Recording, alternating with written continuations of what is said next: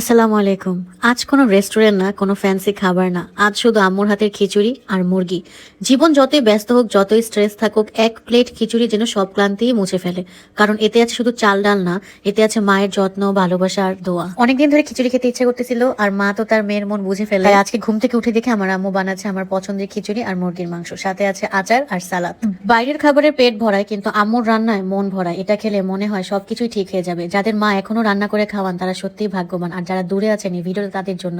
মায়ের হাতের খাবারের স্মৃতি। এই খাবারে কোনো ফিল্টার নেই, কোনো প্রেজেন্টেশন নেই, শুধু খাঁটি ভালোবাসা। হোম ফুড মানে হিলিং ফুড, যেটা আপনাকে স্যাটিসফ্যাকশন করবে আর পরিবার সবার মাঝে ভালোবাসা ছড়াবে। আম্মুরা আমাদের জন্য অনেক কষ্ট করে। আমরা সন্তানরা কি পারি না আমাদের মায়েদের সুখের জন্য, তাদের জন্য সামান্য কিছু করতে? চলুন না সবাই মায়ের সুখের কথা চিন্তা করে তাদের জন্য আমরা দোয়া করি এবং তাদের আরো বেশি আয়ু কামনা করি। আজকে আমার আম্মুর এত আয়োজন দেখে আমার মনে একটু আনন্দ হলো যে চলুন আমি আমার উপহার পাওয়া সেই মাটির প্লেটটা বের করি। সেই প্লেটটা দিয়ে আমি এখনো খাওয়া স্টার্ট করিনি। আছে খিচুড়ি দিয়ে আমি এই প্লেটের খাবারটা উদ্বোধন করলাম। এরকম একটা ডিজাইন করা মাটির প্লেটে যদি আপনি খাবারটা সাজিয়ে খান, তাহলে ওই খাবারের প্রতি আপনার ভালোবাসা আর আকর্ষণ খুব বেশি বেড়ে যাবে। এই সুন্দর ডিজাইন করা মাটির নকশা করা প্লেটটা আমি কোথা থেকে গিফট পেয়েছি সেটার লিংক আমি আপনাদেরকে অবশ্যই ক্যাপশনে দিয়ে দিব। সবশেষে একটা কথাই বলি, আম্মু তোমার হাতে রান্না মানেই শান্তি। আল্লাহ তোমাকে সবসময় সুখে রাখুক।